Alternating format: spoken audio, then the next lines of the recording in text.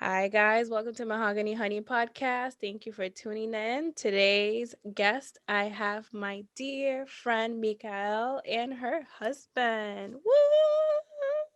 Woo! Ooh. So, for most of you guys who may not know, Michaelle's a really good friend of mine.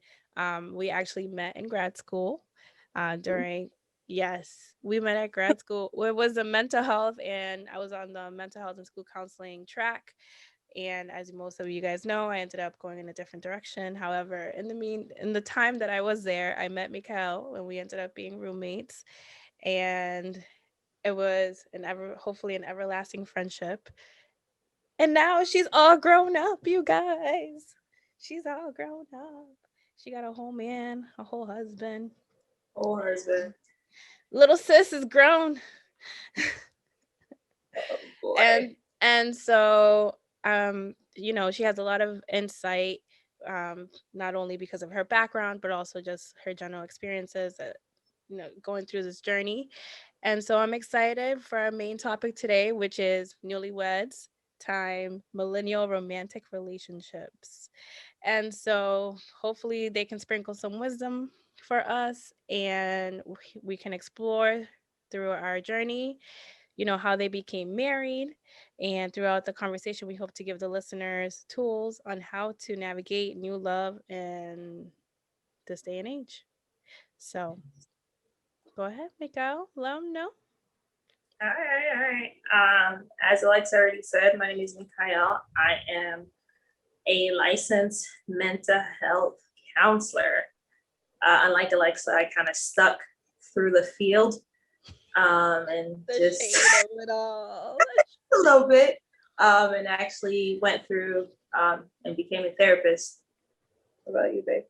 And me, Introduce yourself. my name Ricardo, and I'm more in the industry, so we customize glass and everything. So that's the work that I do. Okay. It's a great dynamic. At least two different worlds, and I'm sure that it brings balance at the end of the day. So tell me, Mikhail, what led you to do the podcast? What led you back, my fellow? You know that Mikhail Yeah. was the first person who did a podcast ever with me. She was willing to go down the rabbit hole, and I have so much respect, because when you guys get a chance, definitely check out the first episode ever. But let them know what brought you back. I mean, I'm the OG, so um She is. but besides the fact that I think what you're doing is amazing and I've supported you from the beginning. I think you're like dope. And obviously I definitely want to be on your podcast more than anybody else. So I love the platform and what you're bringing to the platform. And also too, I was just thinking that there's not real truth about marriage spoken sometimes. And I think sometimes it's presented as a fairy tale. And I thought, it would be pretty cool to talk about our experiences. Like, we're not experts by any way on marriage. We're day by day. We're day by day for real. Like, we're just like, we barely hit the iceberg. This is year one for us almost. So, so I thought it'd be interesting to kind of talk about that a little bit. Well, I feel like I think our relationship kind of like prepares us for marriage, so it's easier to go in there and have more insight. I guess married. I married around 29. Right? I was 30 actually when I officially got married. So a lot more maturity going into the marriage, I guess. Yeah. I can agree. We're at that age where we're seasoned, but we still look good. That's right. Yeah. Still. I think with us too, like you said, we got married a little bit older, quote unquote, but like I think nowadays people don't see it as older because of the times. But like for my family, like we got married a bit older. And by older I meant like we were pretty much settled into our own lives, into our own career path. We were our own person. And then we met and got married, as opposed to like meeting in grad school, out of grad school, and going through that journey together. So it made it very different, I think, in a way. I think it had the ups and downs. Yeah, I can only imagine, and we'll get into it later, but I was supposed to be, going to your weddings last year, and just like every wedding in 2020, that was postponed, and definitely want to hear like how you guys, push through those things and where you are at in that journey. No, I know. I listen. Can't wait to delve into it because I know you're dying to dive into it. But we're gonna pace it because it's just like the anticipation preview for the listeners. So stick around. But right now we're gonna focus on your view on individuality and marriage and why do you think it's important? Yeah. Okay. All right, if I was start, I'll say being married, yes, you are a couple, but everybody got to work on themselves. So, and then not only working on yourself is kind of like what is my wife is expecting of me or my partner for certain people will call it. So what she expecting? How can I grow in this part of this situation? How I can get better so we can live better or have a better life. So that's how I see it. Yeah, I think individuality is important, not in the sense where you operate as your separate person, but it's all also knowing who you are going into a relationship, because like codependency is real. Being able to know who you are only helps the marriage. And I think I heard like Will Smith and Jada had say this, although like they don't consider themselves married, they're like in a life partnership, but they said something, they're like, we're not here to make each other happy. You know, and I agree to that because you have to find your own source of happiness. Now, his job is not to ruin my happiness, but to add on to that, right? I have to be able to center myself and know, all right, these are the things that I know that I can do. And he also like just adds on to that. And then going individually is recognizing, hey, like maybe right now, like I'm not being a good person to my spouse. Maybe right now, like the things that are coming out of my mouth are not the best thing that I need to say. So it's being able to have like insight into who you are as a person to be able to make it work, And so tell me, how did you guys navigate the quarantine, well, the pandemic and the wedding? We want to hear. Sorry. Oh man. Can I tell the truth, baby? Yeah, you can tell. Okay. I'm gonna tell the truth. I did not handle it so well. I didn't. I'll be honest. The first time was a little bit better than the second time. The first time, yes, I was upset, a little frustrated, but I think I had some personal issues going on, like with my family. That I was like, all right, you know what? It just didn't happen. The second time, I think we had probably one of the biggest fights we've ever had. Right? Would you say that? Yeah. Yeah. Can I say that you cried? Yeah. He cried. And my husband does not cry. Like my husband does not. Let me say this: my husband does not cry. You can tell he's sad. You can tell he's upset. But to see tears is a whole nother level. And we got into a really, really, really big fight over it, just because I think I was just so overwhelmed and upset and angry and having to put so much into the wedding and the planning and everything, and to see it like just not happen, and I think it was like 2 weeks before our wedding, Luckily, thank God we were already married. Thank God we were already married. Like, that's all I can say. And because I personally don't know how I would have handled it if we were not already married. I think that was a blessing. Because the fight we had was intense. And I said some things. Yeah. She did. She rubbed it in my face. But it's important for you guys to talk about it because you guys are not the only ones. I've had 3, I want to say I think I told you I had like 3-4 weddings lined up last year in 2020. Every single one was canceled. Not one like officiated. They like they got married, but they got married like they went to the courthouse like that way. But some of them I You ain't even go to. Okay. What we did you mail it to? Yo, we got married to the mail. Hey, Alabama, shout out. There's some people who you know have still did it that way, like you guys did, and there's some people who still haven't. Yeah. It was rough. It was rough to the point where I still feel like I'm just a little traumatized. Like, I don't even, like, our wedding is the ceremony, because we're already married, it's supposed to be in April, and I'm just like, whatever. It is what it is. Me, I just say we gotta celebrate our first year. That's how I see it. Because I'm like, you know what?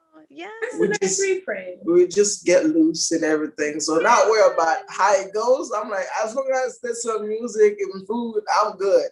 Same, my brother. Same. See, he's like my moral compass. He has like the, I don't know. He's my. I'm not trying to make it like a big day and everything. Get dressed and we married already. Yeah. Listen, it's gonna be our first year though, actually. Yeah, that's true. We'll hit 1 year in April of being married.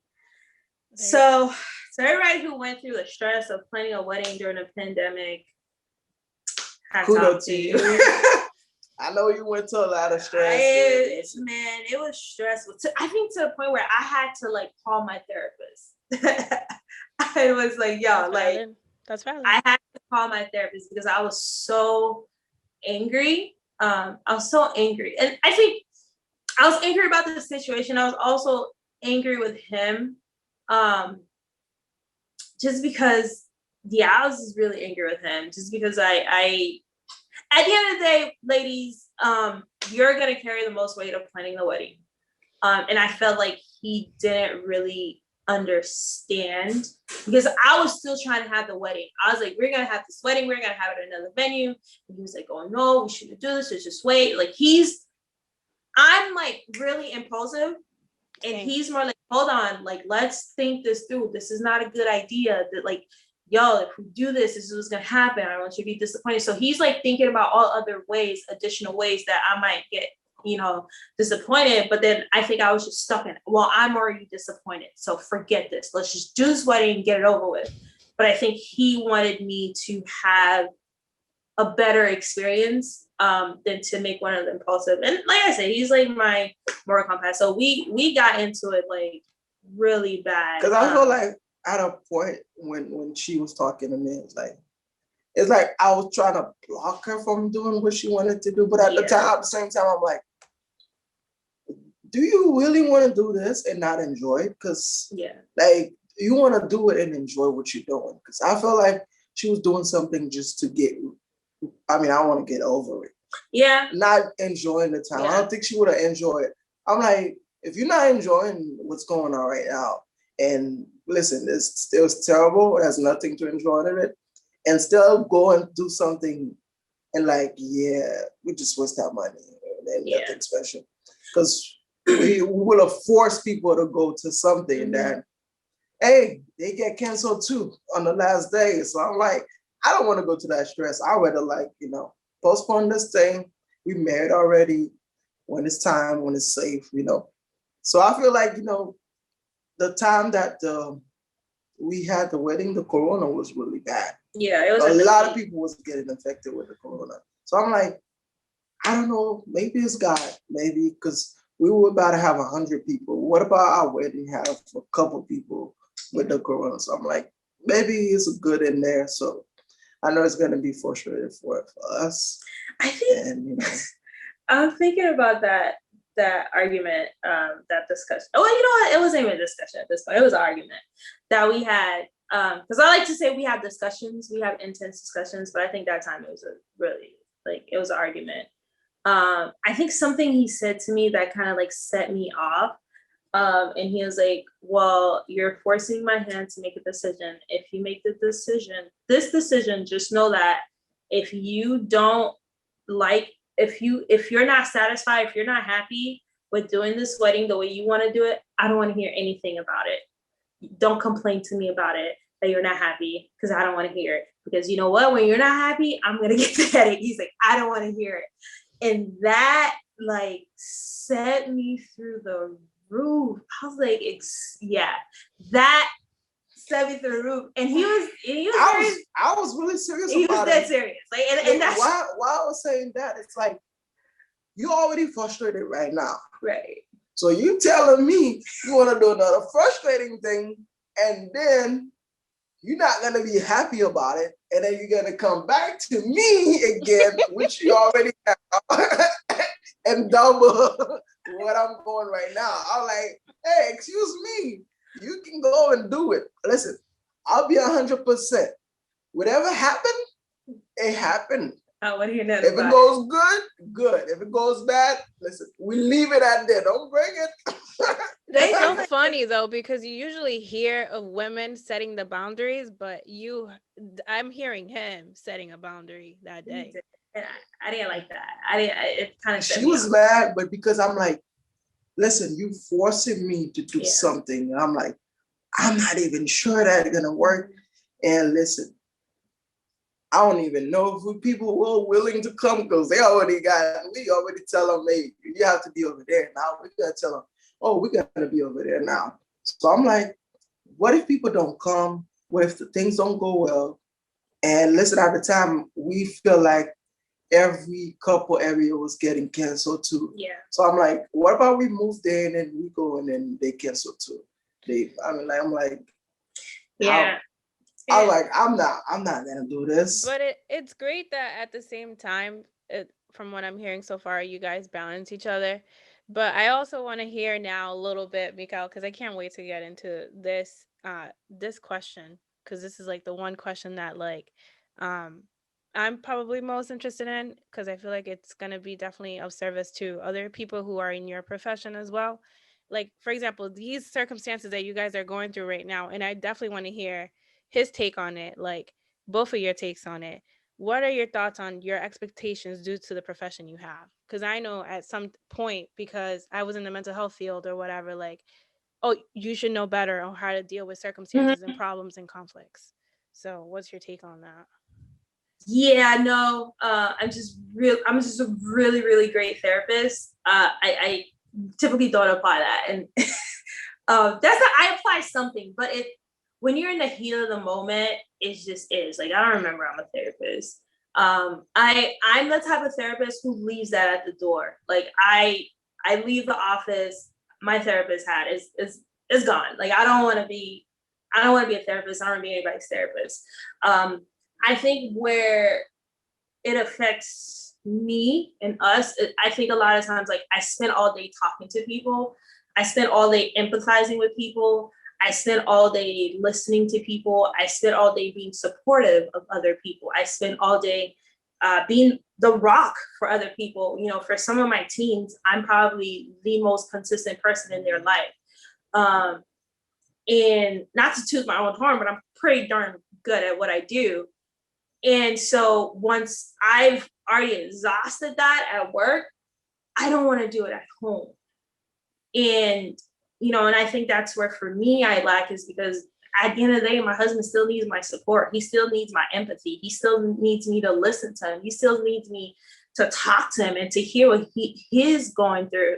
I think at one point he had say something to me. I don't think I've ever said this to you, but I took that, I was like, yo, you have to do a better job. I think he said to me, he's like, you don't really pay attention to how I'm feeling. You just want me to know how you're feeling. And I do a pretty good job communicating how I feel. Like, I have no issues. I'm like, this is how I feel. This is what makes me feel. But then he says, you know, you want me to understand how you feel, but you don't take the time to understand how I'm feeling. And part of my job is to be able to empathize with people. And I have a hard time empathizing with him because I think I overuse that tool that I just check out, you know? And so that is something for me I have to check, because like my profession, it does take a lot out of me. And half of the time, like I don't want to be bothered. I don't want to know about your stress. Like I got people who going through worse things, but and then like in my head, but that's not fair. You know, that's not fair. That's not how that works, because at the end of the day, he has to be that most important person who gets the best of me. And unfortunately, I don't feel like I do give him the best of me. I feel like I give my clients the best of me, which, you know, I don't know why I'm like choking up and talking about this a little bit, but you know, that's something I feel like I do have to work on, and giving him the best of me instead of giving my clients all of that, you know, like, I don't know. I know her situation, so I'm not coming in there, you know, and kind of like, I'm expecting that. I'm expecting this. I'm expecting that. No, I lower my expectation. Listen, whatever I got, that's what I got. Because at a point, like I said, when we have too much expectation, we might get disappointed sometimes. So I'm like, you know, lower your expectation sometimes. This is not, your partner is not God. So it's like, whatever you get, that's it. Even God, we will get everything we want. So listen. So to keep a balance, so let me ask you, have you guys ever been to couples counseling? And would it be something that, even if you haven't, would you recommend it? Definitely. Yeah, we definitely went. We did that before marriage. Yeah. I know, I don't know how certain people will feel, but for me, I like to be called out sometimes.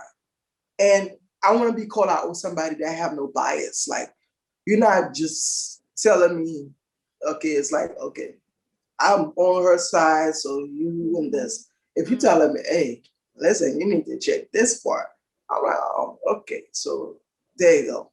I know she's the person just gonna get good. You get a good one, and you know, if don't just do some research and find a good one, and it's gonna be fun. Listen, sometime, you know, you're gonna have to like, oh man, I didn't know this about me. And so it make it's like self-revelation a little bit. Yeah. So he had a better time in couples counseling than I did. I just, it's like whatever.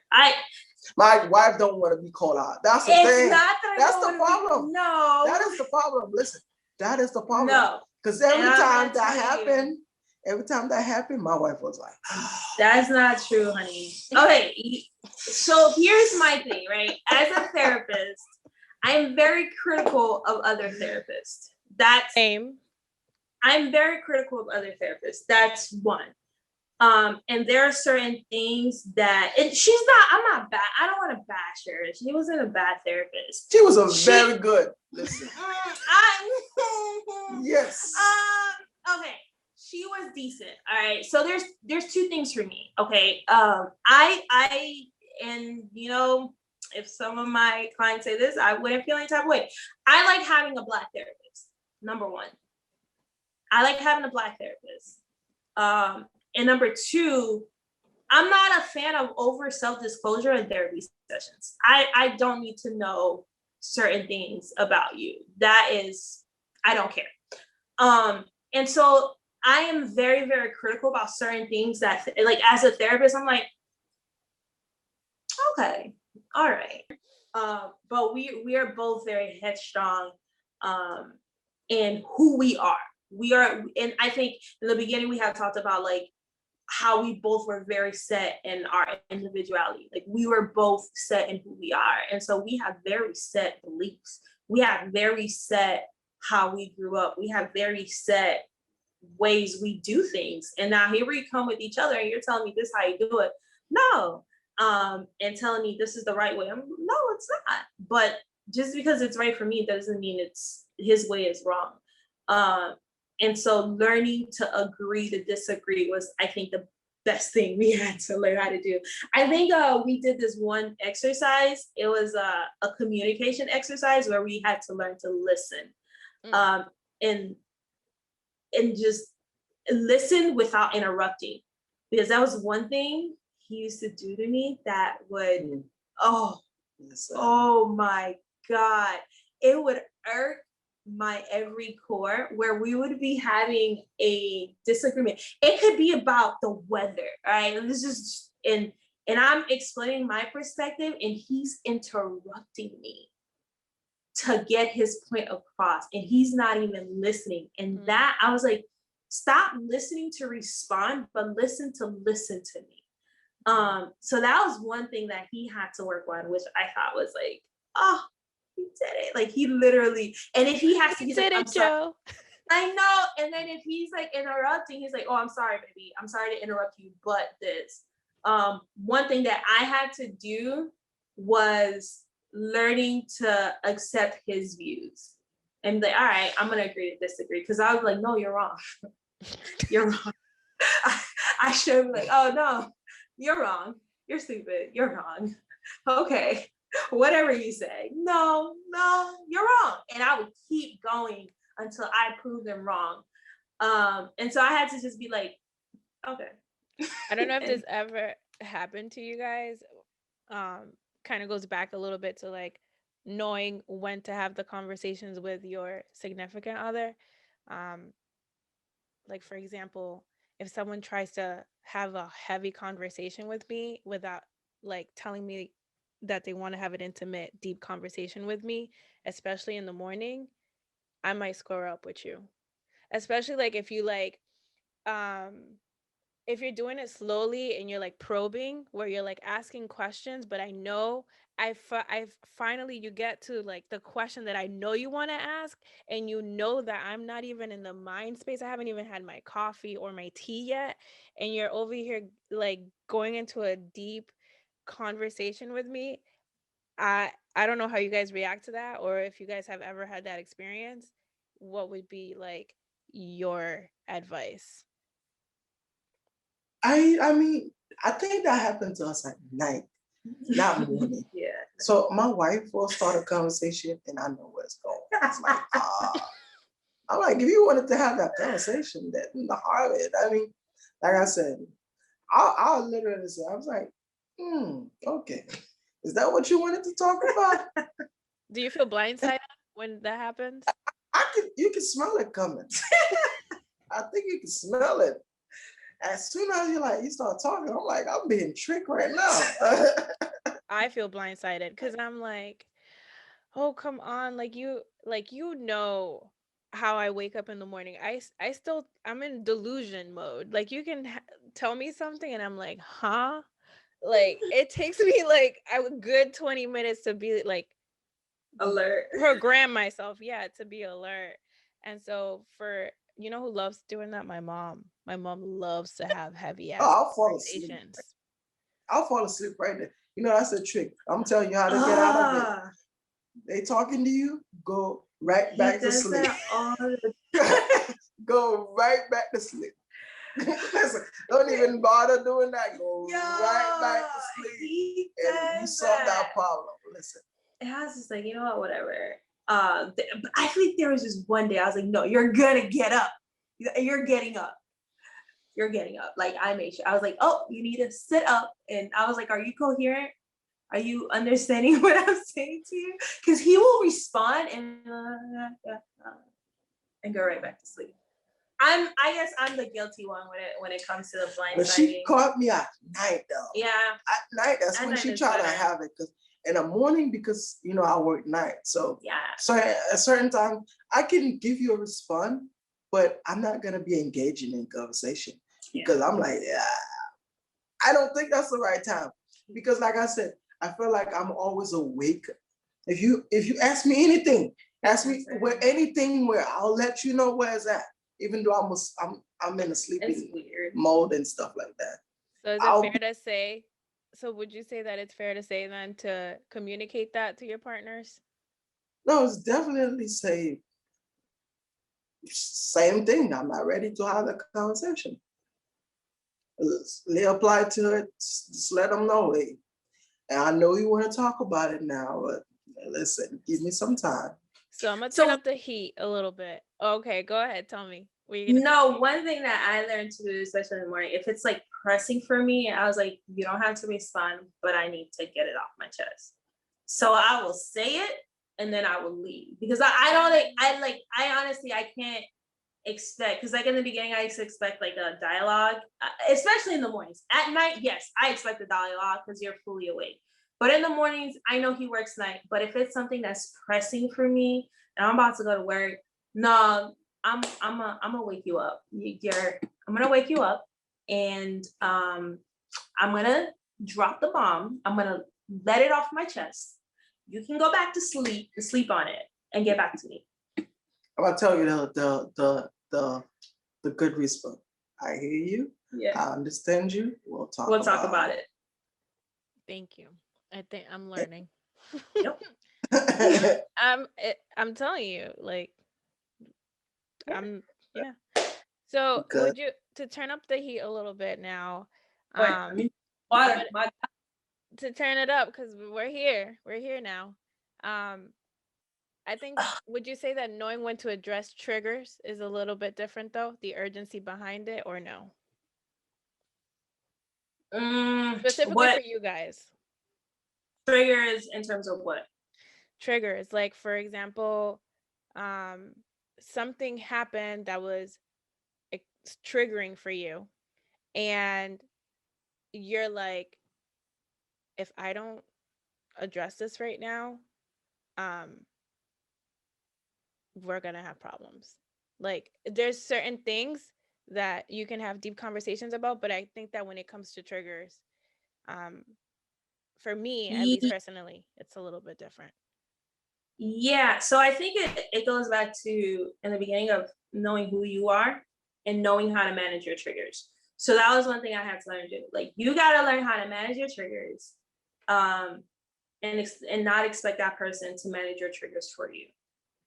And you gotta learn to sit in that and cope with that. If it's like I said earlier, if it's overwhelming for me, I will say it. Whether it's for me, it's just, I just need to get it off my chest. We don't need to have a back and forth conversation about it because it's just gonna be a huge argument. So if I am triggered, I tend not to have a conversation. I tend not to talk about it because I know right now I am triggered. And if we have a conversation about it, I know that I'm not going to be myself with the words that come out of my mouth. So I don't want a back and forth conversation. I will just say it, or I would write it down. I've actually done this before where I would write it down like on my phone and not send the text, not send it. I would write down like whatever angry feeling I have just to get it out. And so that I feel better. And then I'll send another one or we'll have another conversation. So I think it's important to know how to deal with your triggers. At least for me, is like you have to figure out how to cope with it because it's not always going to be available where you guys are able to have that conversation. Because a lot of times whenever it could be like if he's at work and he says something that is triggering for me and then he has to go because he has to go back to work. Like, we just don't say this. And I'm just supposed to, you're supposed to just learn how to cope. And that's what I had to learn how to do is learn how to cope with my triggers and then come back to it. Whether it's like, I'm going to write this down to get it off my chest. I'm going to like spend all night on YouTube or Netflix to calm myself down and not address it right then and there, and then address it like the day after. What would be your take on triggers? I mean, I see two two faces of it. So you can be on the other hand, or you can be the one doing it. Because sometimes that's the problem. Sometimes I feel like you might say something, you feel like, yeah, I should say that. And you know what? Just be the better person and just like, you know what? Hey, sorry for saying that. I didn't mean it that way and that. And on the other hand, too, being triggered with certain words. You know, some people, we can say a word and then that is the trigger for them. So it's like, don't get mad and get angry in a moment, because believe me, it's not gonna lead, because you guys gonna go back and forth, or you're gonna say something that triggered the other person. Because sometimes I feel like we're trying to be defensive. It's like we're playing defense. She attacked me, I'm gonna attack the person too. So I know what's gonna hurt her, but I'm gonna say it too. So sometimes, you know, if the person on the other hand is not smart enough to understand that they trigger you, you should breathe, take a breath. Yeah. And then, okay, you know what? Explain to the person, okay, all right, you see what you said right there? It's a no-no. It's a no-no. Sometimes, you know, explain to the person what triggered you instead of like, okay, be mad at him. Okay, I understand, you know what? We have an argument, but this word or this, don't ever say that to me. Yeah. Let them know. Yeah. Hey, if that happened again, then you can be mad. Because sometimes, even though you married with somebody, they might say something that they never say to you. It was never a problem. But at the time right now, it's a problem. Just let them know, hey, listen, please do not ever say that to me, and be respectful and be mindful. So if they keep doing it, then you know, okay, yeah, I need that to fix it and everything. But at that moment, just breathe in and explain to them, hey, yeah, he's better than me. That's we're not going there. Yeah. I think yeah, for my anger, because my anger is like I had to work through it, and I was very passive. I was considered to be passive aggressive, right, at some point. And I thought that I was honestly trying to just keep the peace. I was like, oh, it's not the time and place. Oh, it's not the time and place. And I actually was challenged by professionals to be like, no, when it's a trigger, you have to do it on the spot. Like, that may not apply for everyone. However, like for me, like the level of like fire that I breathe inside, when it's a trigger, I have to do it. I have to tell you at the moment, like, hey, we might not go into a deep conversation about it right now. However, do know that what you just stated is extremely triggering, and we can discuss it further later. But I need to tell you that right now, because if not, there's gonna be a volcano about to erupt in 5 seconds. Yep.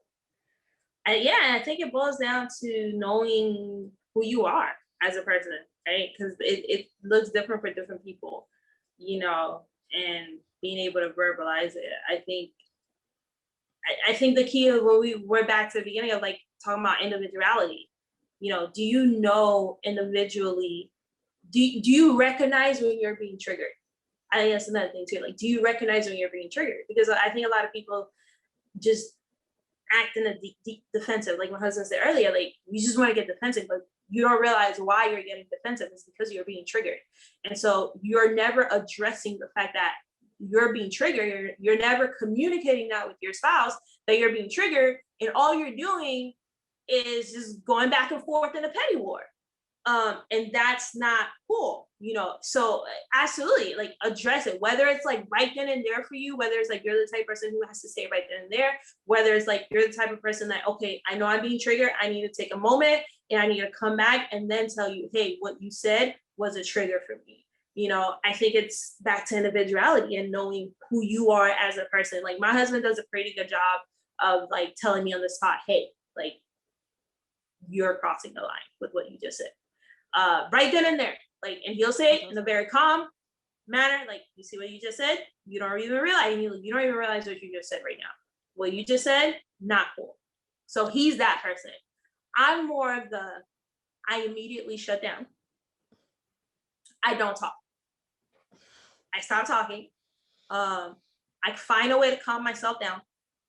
Take a deep breath. I need a day. I need a day. And then I'm gonna come back and say, hey, what you said was very triggering for me, and this is how I respond. So I think it's knowing who you are as a person. And another thing is, so like this, like I was saying, is we addressed it. Okay, I didn't mean that way. Because if you with somebody for a while, you kind of understand when they trigger. You kind of like, okay, yeah, I did say something. It doesn't go well with her. Or sometimes it's like mentally, it's like your body, yourself tell you, hey, you screw up. It's like your brain will respond to you like, I don't think that's what I wanted to see, but the mouth let it go. So it's like, just be smart. Sometimes, I feel like sometimes people in the midst of argument, they don't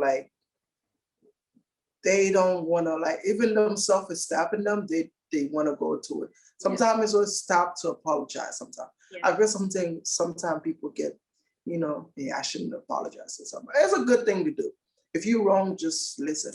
Explain to them, just let them know, hey, listen. I mean, like I said, all this thing that you're saying it's me always working on myself, So sometimes that's how you grow and be mature. If you're working on yourself, because listen, I grew up in my whole life argue about sport, politics, and everything. So if you've been doing that for a while or a minute, so you get better at it, or you're like, yeah, that's what I did, that's wrong. And if you are 25-year-old, that's a really age. A lot of people trying to get married. They try to do this and everything. Work on yourself. Yep. And practice good argument. Yeah. Some people always say the word argument is a bad thing. It's not really a bad thing if you don't know how to do it. Have a good discussion, yeah. Argument could be argument is a discussion. Mm-hmm. But a lot of us take the word argument really hard is because we get angry at it.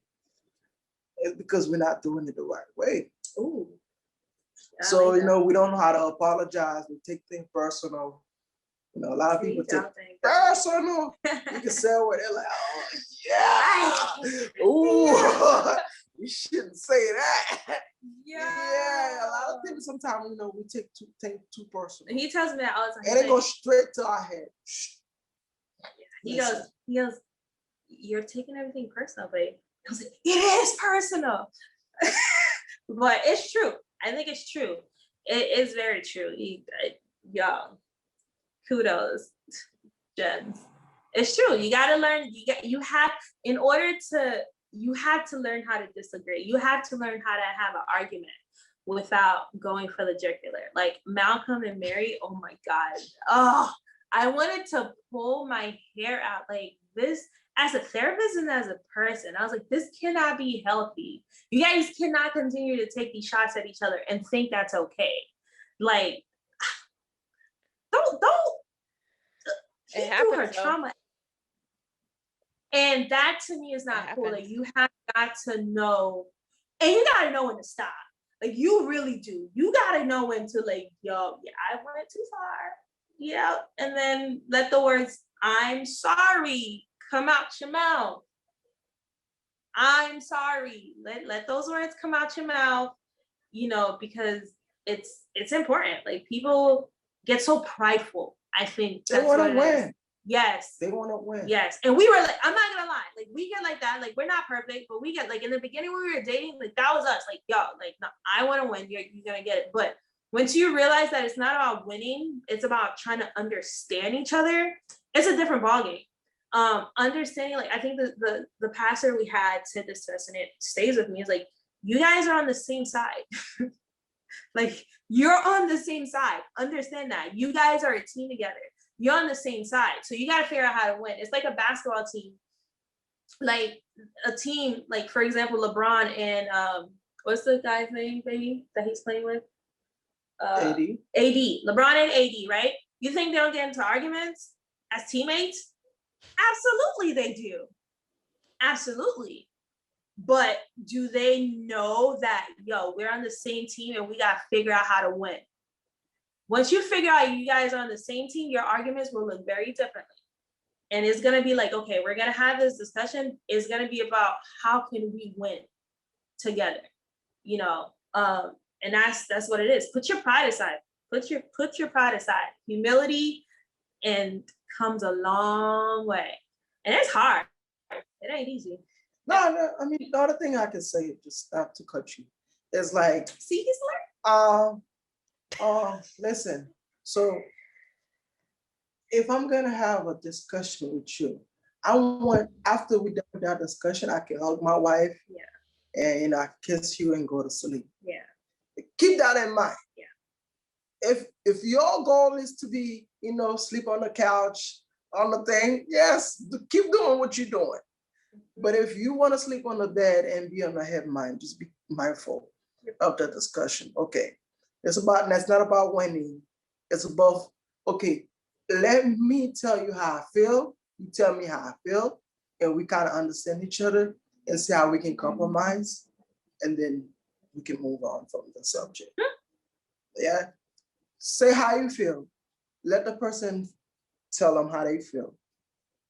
Sometimes, you know, one of us can be, you know, biased, and it's like, yeah, I understand, and we keep having that discussion and compromise with each other. I know how to compromise, and then, yeah, listen, you can guys go back to sleep and have a good night. You know, you might get some. But if you having a bar, I mean, your argument is going nowhere. You're gonna sleep. I mean, we don't do the couch thing and everything, but some people, no couch or guest they'll make sure you sleep on the couch. So, just say I'm saying. couch or guest room. You gonna stay right here. You ain't going nowhere. That's my plan. I want to sleep in peace. You know. Yeah, you ain't going nowhere. You gonna stay right here. Transparent thoughts on infidelity and what you believe could lead to it. I mean, there's several things that can lead to that, or that can put you in a situation. As a man, like, you know, me, I mean, I'll say it. I'm a Christian. I grew up Christian and everything. So when I decided to get married, I know I wanted to, like, you know, just be married to somebody, faithful, only one marriage, and that's it. But to get to a point, like to get to that point, listen, I dated, I tried experience, and when I was ready for marriage. If you're not ready for marriage, don't get it. Because it's not for everybody. It might not be for you too. Not everybody should get married. You should not be married to certain people too. Because, you know, when she's the one in everything, you know. And fidelity is something you have to work on. It's not going to come to you like that. You got to have to work it. If you want it, you got to work for it. It's not something, it's not easy. What do you think might lead you to cheat? To be unfaithful? To me, like I was telling my wife, if I feel distance and I feel like not, I can get, that's, I mean, y'all might call it a girl side sometimes. I like affection as a man. I don't know if other men feel like way. I'll say it. I like it. I feel like distance, you're not, you know. You're not getting that. I'm not putting that. Yeah, listen. You go a month and you're like, hey, I'm like, something is wrong. I'm like, something is wrong. So, like I said, sometimes, you know, have the conversation. If you feel like you're not getting something as a man, you know, just be, hey, listen, it's been a while. Just be mindful. You know, don't get mad and like, oh no. Just have like I said, a healthy conversation that can lead to it. Don't have one that not leading to it. Brother, you are wise, but beyond your years. I have a conversation that lead to it now when, you know, that's another thing, you know. And, you know, as a man, because the world is like, you know, man, man, she cute, I'm trying to get some, you know, that's a manly thing. But if you want it, you can have it. But you have to work on it as a man. Because, you know, the world is like, you know, I'm a man, you know, it's like you want to be flirting with everybody. Some girls out here vicious. You want to be flirting with everybody, you know, you're married. You know, as a man, you know, sometimes, you know, you gotta know what kind of friend. If you have a friend that, you know, I just thought that, you know, they're not doing the right thing, they might influence you to go. I just thought about your friend. They might influence you to go in the other way. Listen, cut them off. I'm not saying cut them off, but some conversation don't get it. Mm-mm. I can say that I have some friend at work, they'll have a conversation. I'm like, oh, that's not for me. I can't relate it into that conversation. And I don't want to engage. So I'm like, yeah, I guess let me go outside and talk to my wife, because I can't do this what they doing, because like I said, to me, I feel like we might say, hey, I only do it once. It's not that bad. I didn't get cut and everything. But if, listen, one day you're gonna get cut, it's not gonna be pretty. And you know, another thing too, I feel like men, as a man, we expect our wife or partner to be faithful to us, and we're not doing the same. Ooh. So if you want that, you might have to start doing it too and keep it that way. And, you know, like I said, and we might force the other person to be unfaithful to us by doing it to them. So if you don't want it to happen to you, don't do it to them. If you're not ready to be faithful, don't get into marriage. Yeah. Just listen. It's nothing wrong to have that, you know, that player life. Just, you know, if you live in a player life, live a player life. Yeah. If you're gonna be married, keep your player life. Know what you have is the best and work on it to make it better. Keep making it better. Your eyes not gonna be open on somebody else. Listen, everybody got their flaw. So men or women, don't see, hey, hey, this person look better. They in a better place. Listen, they have their flaw. Yeah. And that's why you see people, you know, that have a divorce might go back to have another one. Yeah. Because you're not running for somebody, you're running from yourself. Ooh. You're just running from yourself. You're just being selfish, and I just want the best for me. Yeah. If you want the best for you all the time, you're gonna like find somebody else and find excuses to make something else better. Yeah, I think for me, infidelity, when I think about like what might lead me to be unfaithful, is probably feeling unappreciated. I think feeling unappreciated and feeling alone in the relationship, you know, because you can be in a relationship and just feel so alone in the relationship and not being appreciated. I think that might start putting question marks in my head, like, yeah, like, you know, am I in a loveless relationship, loveless marriage, and try to seek that elsewhere? But I think, you know, he made a good point. Understand, know what you have and be willing to work at it and being able to communicate that. And also too, like, temptation is real out here, y'all. Listen, it is real out here. And it's not just, you know, it's funny, like I joked earlier and be like, yo, these girls are ruthless. Like, men out here are also ruthless. And don't put yourself in a situation. Don't even put yourself in a situation where you're gonna even open the door for something to happen.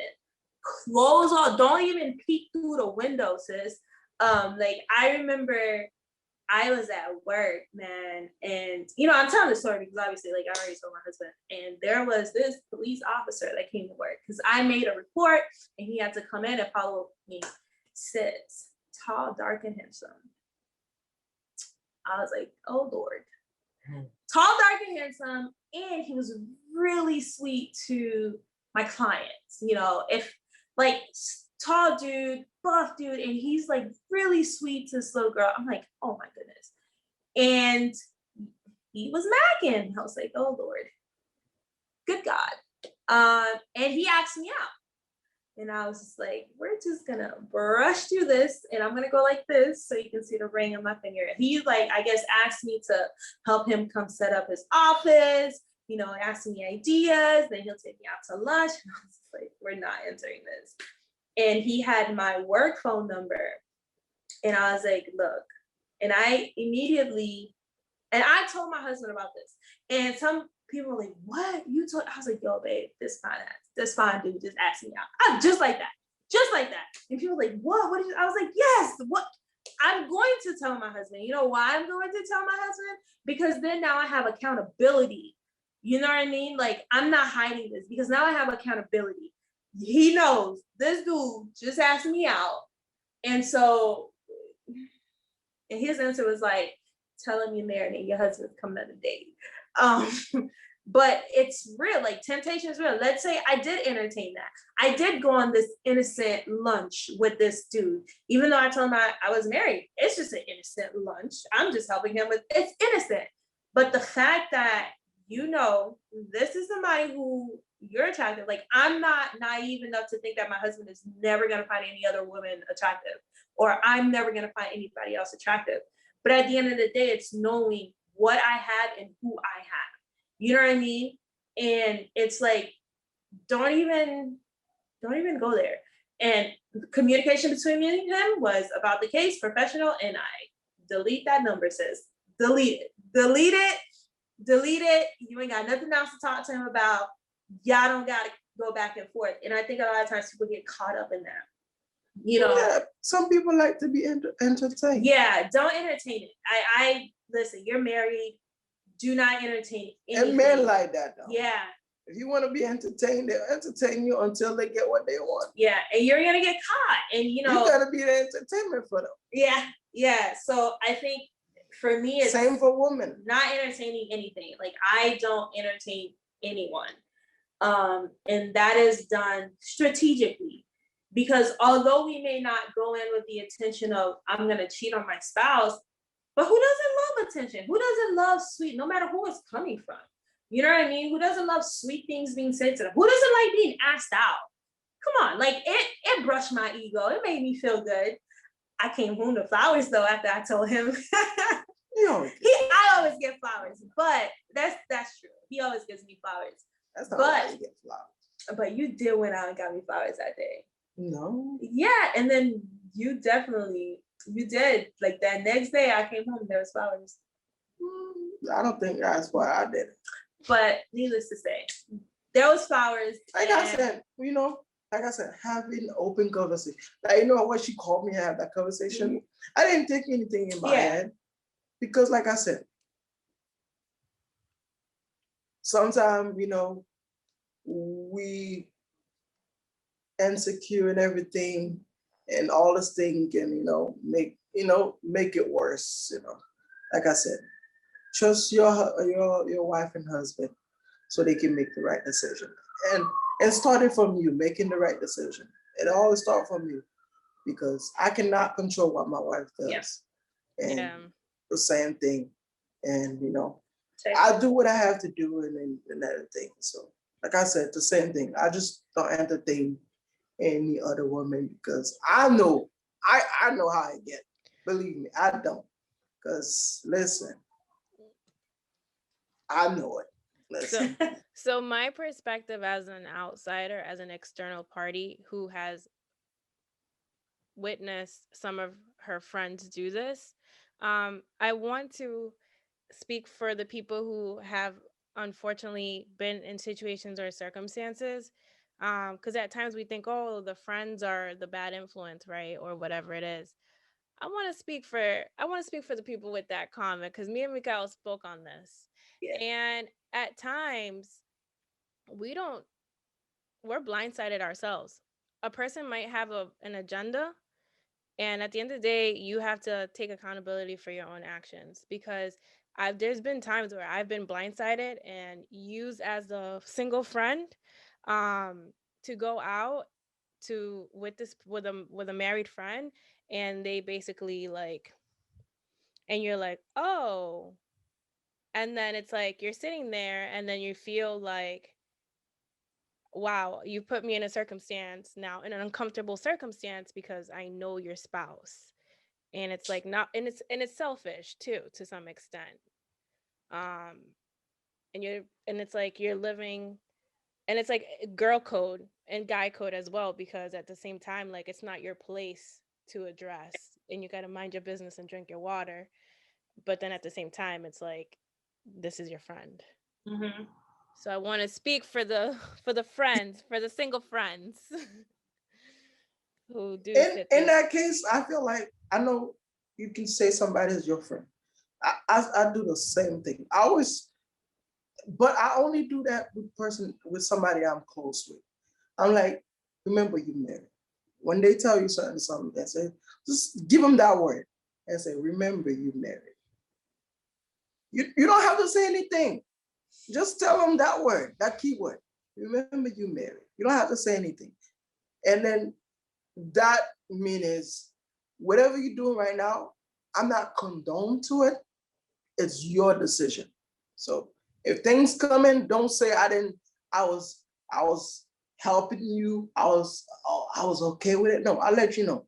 Listen, remember you married. Mm-hmm. So whatever you decide to do, that's on you. It ain't coming back to me. If I'm in a circle, I'm like, oh brother, I didn't condemn to that. I was in with you. You made that decision. Yeah. That's on you. I ain't not gonna do that. If I know somebody married, I'm like, listen, homie, you married. What's your take, Michaelle? It depends on the friend though. It depends on the friend, depends on the person. That's all I'm gonna say. You know, if it's you, you know I'm gonna check your ass. And I hope If you it, would. And I hope yeah, you would. and I hope Yeah. you would do the same for me. I think it depends on the person. It depends on the friend, and it depends on the person. I mean, yeah, it's gotta have to be the relationship you have with somebody. Yeah. I cannot go to a stranger and try to remind them they married. That's not my. I don't have nothing to do with that. That part, and it's not your I don't know you like, responsibility. You're I you're a don't know you whole like adult. that. And you're a whole adult at the end of the day, because I may be too busy like living my life when we go out, and all of a sudden I look and I'm like, oh, okay, whoa. And so you're an adult. Yep. Facts. So but moving on, this was good. We got some good content on here so far. How do you avoid stagnancy in a relationship? Ooh, how to avoid stagnancy. That's a good one. Communicate. I think communication and state what you want. So, and say, yo, we haven't gone out for a while. Let's do something. I think a lot of times, again, like I think I always go back to this: know who you are. Listen, and that was something I had to work on. Stop waiting for things to magically happen. Say what you want, okay? If you feel like you guys are like complacent and stuck, somebody's gonna feel it. Somebody's gonna feel something is off. Say it, communicate it, and then do something about it. I think in the beginning, like during the pandemic, we got so complacent, like, and we were newlyweds, okay? But we was out here married, like we were out here together, like we were married for 10 years, just like, nah, what we doing? Sit in front of this TV. Like what we doing? No, we watching this, like just, and that was because of the pandemic, but it was like, hold up, you know, and I started to kind of like, hold up, like we get too comfortable too quick. We gotta do something, whether it's we plan movie night at home, whether it's not, I go get a little something or whatever. I think we ended up planning a date night where we had to like surprise each other with something. Aww. Say it. Yeah, like we had to like surprise each other, like surprise each other with little gifts, and who had to plan the best. So it was like a competition and who had to plan the best date night. So just say it. Say if you're feeling like, yo, we gotta do something ain't right. And he's also pretty good at, he's like, yo, babe, like something's off. We gotta figure it out and look and see what it is. I think communicate, then do something about it. If it's, we need to get out of this house, then let's get out of this house and go for a walk or something like that. I mean, for me, what I could say is, as a man, sometimes we might get comfortable and doing the same thing, over and over. As long as it's working. I mean, if the formula is working, we ain't trying to we ain't trying to do something different. Like I said, a lot of women are expecting us to figure out how about, and in their head, they're like having all this conversation. But we like, we comfortable, man, I'm good. I mean, listen. Sorry to cut y'all. And when I had brought that up to him, he's like, well, babe, we're good. I'm like, no, we're not. So, listen, I come home, we're not arguing and anything.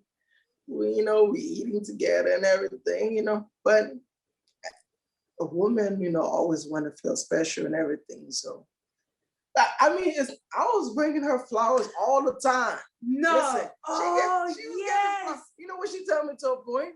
Like, yeah, it's good. We get flowers. No, that's not true. No. When we were dating. Oh yeah, at the time. When we were dating, okay? I didn't get flowers at the time. You always got flowers when we were dating. When we were dating, I've never, ever had to ask my husband to get me flowers. It was just an automatic thing. He will come, the flowers will be there, he'll see that they're dead. The next thing they're dead, there will be I never had to say, hey, I need new flowers. And it was on a regular basis. Like when I'm talking about, I never had to ask him. So we get married. My flowers are dead for days, weeks, a month. My man, you said the standard. I was like, you set the standard, my man. Yeah, I was like, excuse me? What happened at the time? What happened? And I was like, no. So I was like, and then we were arguing. I was like, you didn't give me flowers anymore. He's like, what? I'm like, flowers are dead. And I don't get flowers anymore. And that was the first, and I'll have to say, I give my husband this. If I say something, he implements it. And that was the first and last time since we've been married, I had to tell him to get me flowers. Wow. It's the little things, bro. It's the little like I said, it was the pandemic. So it was easier, when I get up from work, I'm not gonna tell her the secret spot that I go. This place was always open 24 hours, so I can go there and do it all the time. But when it comes to the pandemic, I didn't know where I can find flowers. Because sometimes, you can go to a place, especially nighttime, the flowers are dead. So, and that's not what you're trying to get somebody. So I like, you know what? I understand it was a pandemic at the time. I like, maybe you should give me a pass. That wasn't crossing my mind, but she's like, and that's the thing. Don't let it slide, girl. Do not let it slide, because if it makes you uncomfortable now, say it. Say that, this is not cool. We used to do this, and I need to keep getting my flowers. Like, this is not okay. And I think a lot of times, people get stagnant and complain, and I could have. I was like, I understand. It's the pandemic. I was like, no. It's a pandemic. Yeah, it's the pandemic. Oh, that's why I'm not getting flowers. No, figure it out. I don't care how you do it, but figure it out, because it's the little things that helps you not stay stagnant. It doesn't have to be this huge gesture. I don't need and I always tell my husband this, I don't need huge, grandiose gesture. It's the little things, like today It was so sweet because like my husband does not like celebrating Valentine's Day. That is just, he does not celebrate Valentine's Day or Christmas. And that is just something I know from the beginning. But because he knows that, I'm a woman, I still want to be felt like, I want to feel special. So we kind of compromise of like doing something either before or after. But for our first year of being married, I was like, it's pathetic. I don't expect anything. It is what it is. I know he don't do Valentine's Day. It is what it is. I've accepted that, right? I accepted that. I accepted that's who he is. It's cool. Whatever. Woke up this morning. He had chocolate, flowers, and a balloon.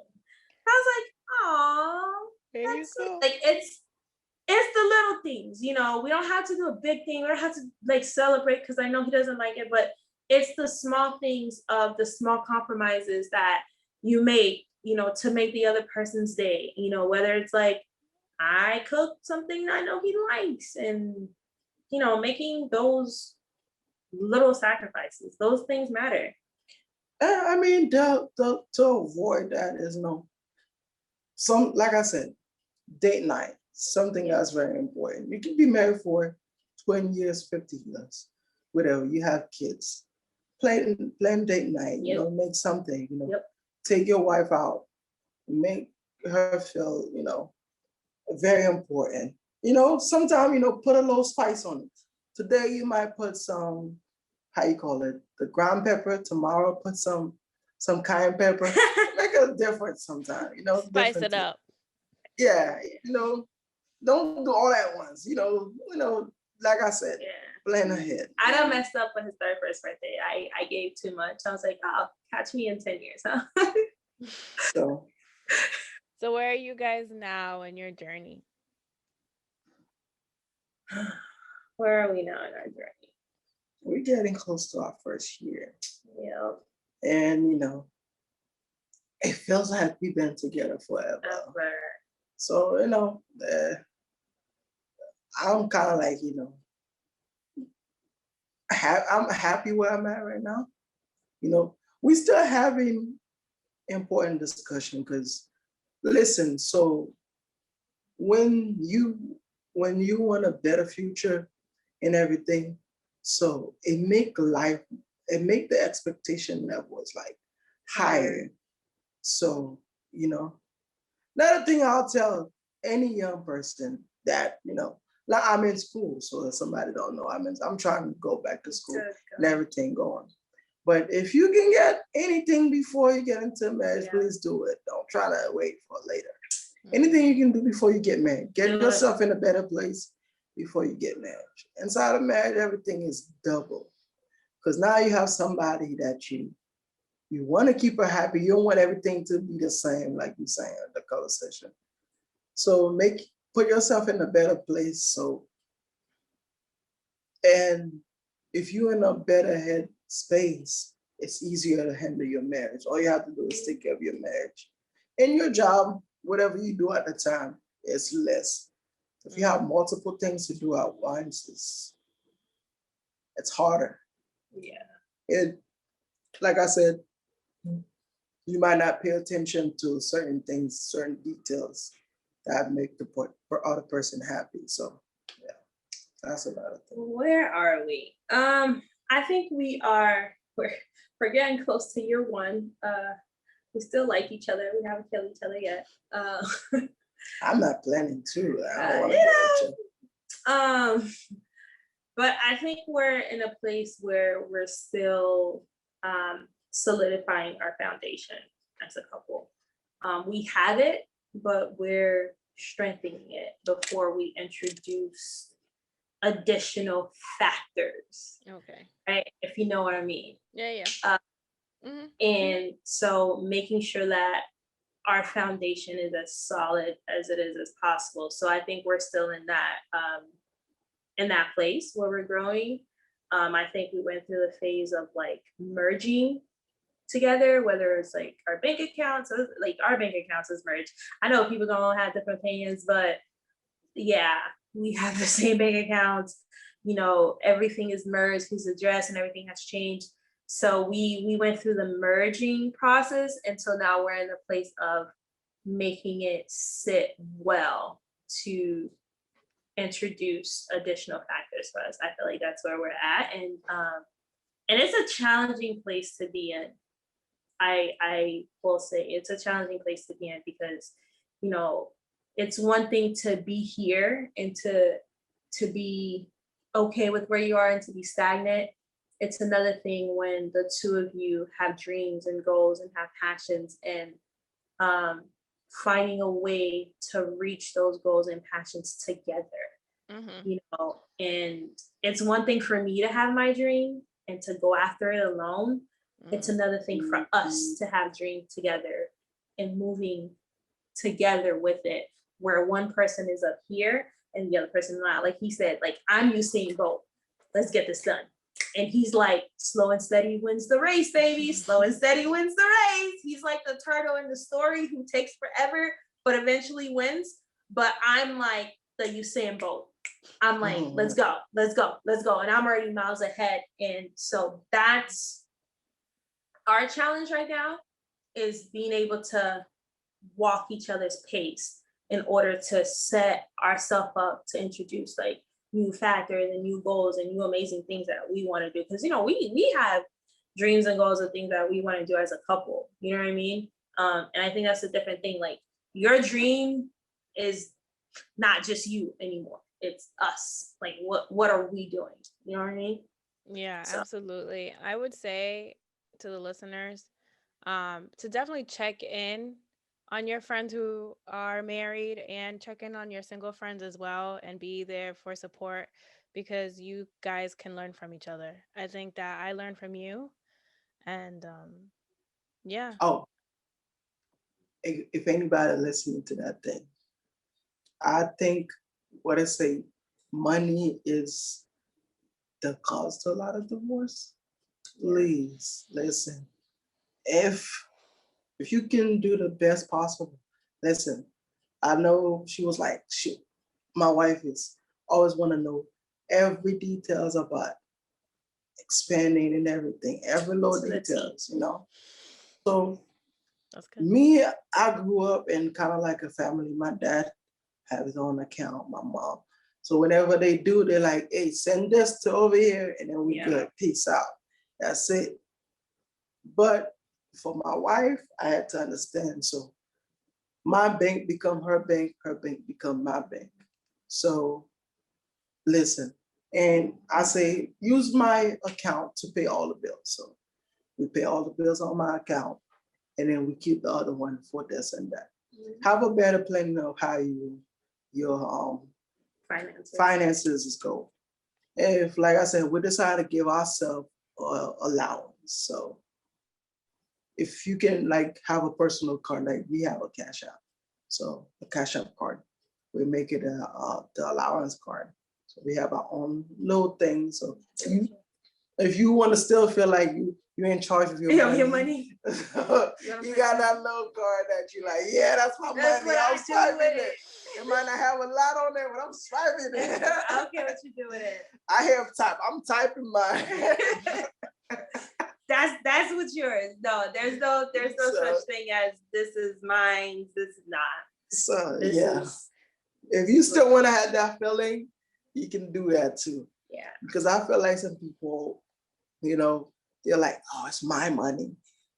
At the end of the day, well, you both work together and the money is for us. Understand that. Okay. If you have another agenda, if you want to be somewhere else, I guess that's your money. But if you marry, you want to be with somebody, it's your money. Yeah, I know it's not popular belief now, but it's your money, you know, work on it. Listen, it's easier though. Listen, we can pay everything ahead now. The only reason is it's our money. I get paid, pay for that. She get paid, we pay for that. It's very peaceful.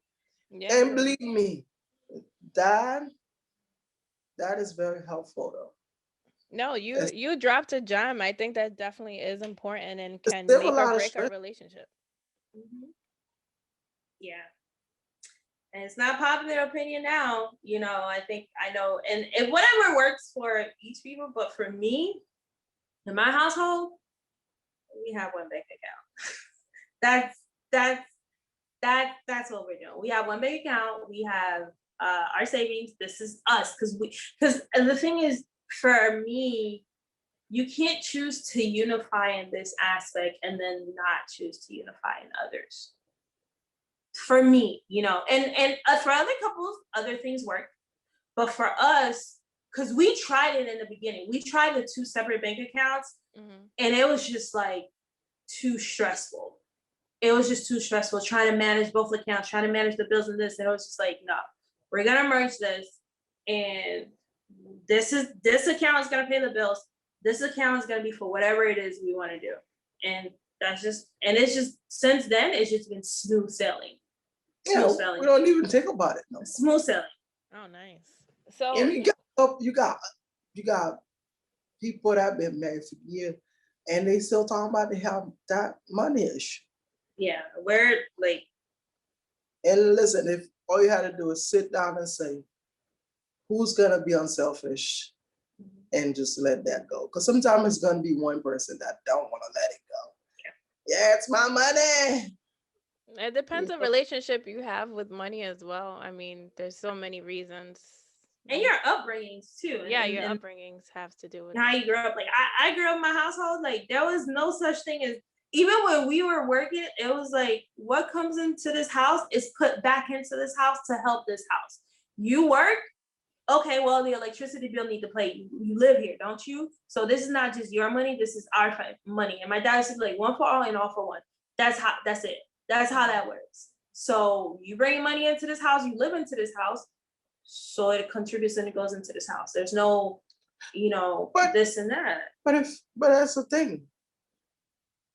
If you marry somebody, decide to marry somebody, whatever is yours is theirs. Like, you trying to save all that money and trying to like, yeah, it's my money. If y'all divorced, she's gonna get a part of it, or he gonna get a part of it. So whatever you want to do is, hey, I don't know what's your plan. Like I said, what is your plan? What's your intention? Whatever you want to keep, you can call it yours. But when y'all decide to go part way, when all this forcing and everything, she's still gonna get part of it. Yeah, but so like I said, solve this problem, and you know, budgeting. Like she do the budget. She do the budget as a maid. You know, most people are like, I do the budget. They gotta do this. I gotta do that. I'm like, she better than me. The only thing is, I'm like, okay, when we have big expense, I was like, I try to like, okay, baby, that's not the right time right now. This and everything. So you let the person have a take and everything. So we discuss about it. We don't make crazy expense and everything. Everything is staying, you know. Well, I want to thank you guys, because you guys have like provided so much information and provided so much like resources and tools for people to like.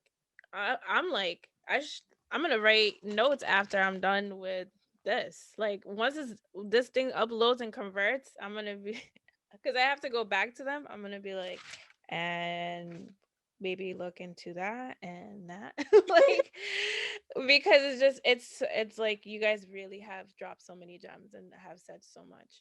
And again, I appreciate you guys doing this, because at the end of the day, this is a service to the community. It's a service that you're doing right now, and so I definitely appreciate it. And I hope that whoever is tuning in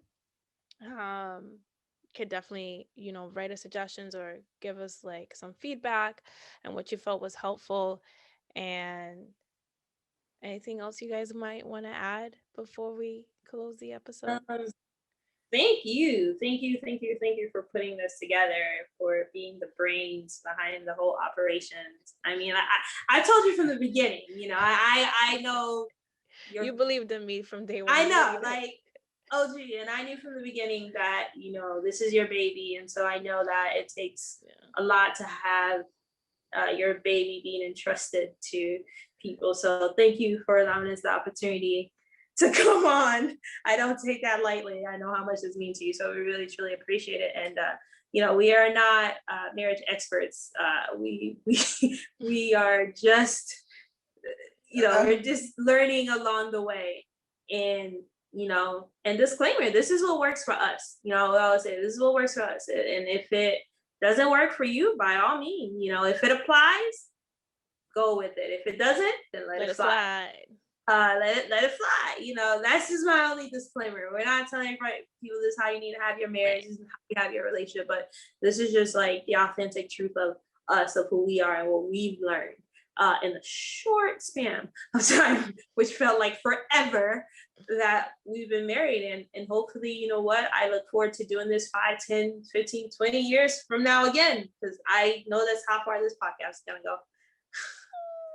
Thank you so much. So guys, remember to like, share, and subscribe. And hopefully when Michaelle has her Instagram page up and running, we'll definitely provide that link. And for now, thank you for listening in to Mahogany Honey.